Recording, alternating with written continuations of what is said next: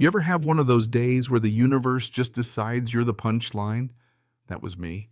Except my joke started with a package that never made it to my doorstep and ended with a tank ripping through my living room like it was some kind of Black Friday sale at the Pentagon. Yeah, you heard me right. A tank. All because my neighbor, the infamous Karen, decided she was the law, the judge, and the executioner of our sleepy little cul-de-sac. Let me back up a sec. I'd been waiting all week for this package. Nothing fancy. Just a pair of noise-canceling headphones. You know, the kind you buy after months of counting loose change, promising yourself a little peace and quiet. So there I am, open the front door expecting my slice of happiness, and nothing. Just the old welcome mat and a weird chill crawling up my spine like something was off. I try to shake it off, maybe the driver got the wrong house. But curiosity gets me, so I check the Ring camera. And what do I see? It's Karen. Of course it is. Now I wish I was making this up. There she is at 2:07 sharp, strutting across my porch like she owns the place, scooping up my box with that smug, world-dominating grin she reserves for neighborhood violators. No hesitation, no glance around, just pure HOA-fueled confidence. I swear I could almost hear her inner monologue. This is my domain, and only I shall decide what Amazon packages enter it. My blood's already boiling, so I storm over and pound on her door, rehearsing my best that's theft, plain and simple speech. She answers with her arms crossed, chin lifted, channeling full-on soap opera villain energy. Oh, that package.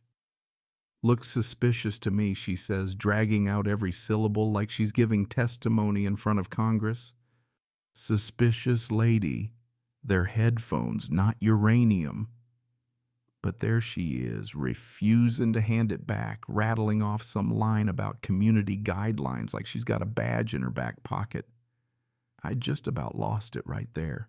I head back to my place steaming, but I had no clue what kind of storm was about to hit.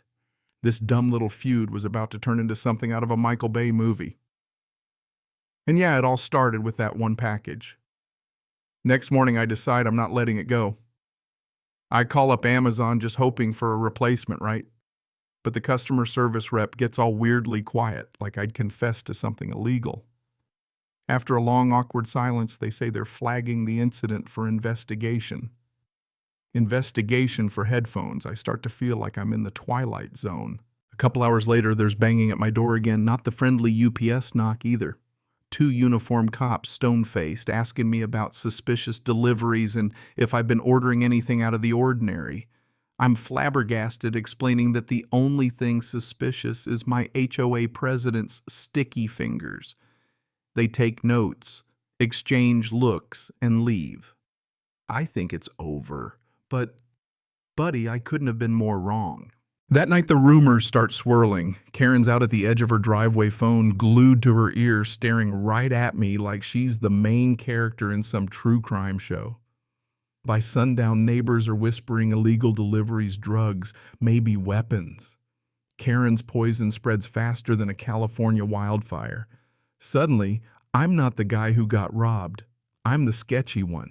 Next morning, just as the sun's thinking about rising, I wake up to a low rumble, not cars, not trucks, but something that rattles the windows.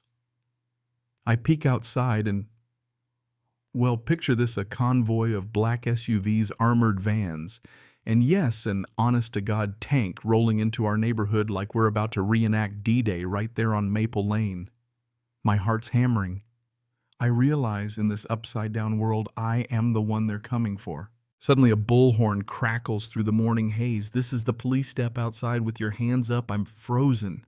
The walls feel like they're closing in, and all I can hear is neighbors gathering outside, cameras up live streaming my humiliation to whoever's awake at that hour. And in the middle of it all, Karen. Front row, arms crossed, smirk on full blast, drinking in the spectacle she created. I try yelling that it's all a mistake, but nobody's listening. The bullhorn yells again. Final warning, and before I can even think, the tank lurches forward, tearing up my lawn like it's nothing but tissue paper. I stumble back as it aims that massive cannon right at my living room, my brain screaming, "This can't be real, not over a pair of headphones." But the front door explodes in a shower of wood and drywall, and suddenly there's a swarm of SWAT guys in black gear, barking orders, rifles raised. "Down, hands on your head, don't move." Yeah, like I'm about to argue with a tank in my living room.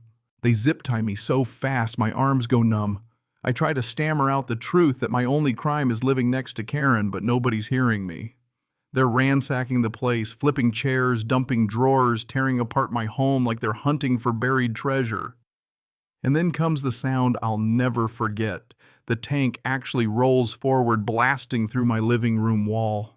My couch is crushed family photos, shattered drywall, snowing down everywhere. Neighbors scatter, but Karen nope. She's grinning like she just won the lottery. Sitting on the floor, wrists burning from the ties I just watched as the SWAT team tears my life apart. The whole place looks like a bomb went off. But finally, after what feels like hours, the lead officer takes off his helmet, wipes sweat from his brow, and mutters, "There's nothing here. Not a damn thing." Of course there isn't, because there never was. They cut me loose, but you better believe the damage is done. My house looks like a crime scene, my reputation's toast, and the whole neighborhood's got a front row seat to my shame. And Karen? She's loving every minute standing on her porch, sipping coffee, watching me try to pick up the pieces. But then, plot twist, the cops start questioning her. They want to know how she knew so much about this dangerous package, why she took it in the first place. Suddenly, Karen's legendary composure starts to crack. She tries to spin her usual community safety story, but now the officers aren't buying what she's selling. They pull her inside for questioning, and I see the crowd starting to whisper this time, not about me. As the sun finally sets on the most surreal day of my life, I'm sitting on the remains of my porch, watching the last of the armored vehicles roll away. My house is wrecked. My peace shattered, but somehow I'm still standing. Karen, meanwhile, isn't nearly as untouchable as she thought. Funny how things can turn on a dime. So here's the part that sticks with me all of this, every bit kicked off by a package of headphones. That's it. One petty act and suddenly it's tank SWAT in a neighborhood that'll never look at either of us the same way again. If I learned anything, it's this: when you live next to an HOA. Karen, you're not just dealing with nasty notes about your lawn. You're living beside a ticking time bomb just waiting to blow.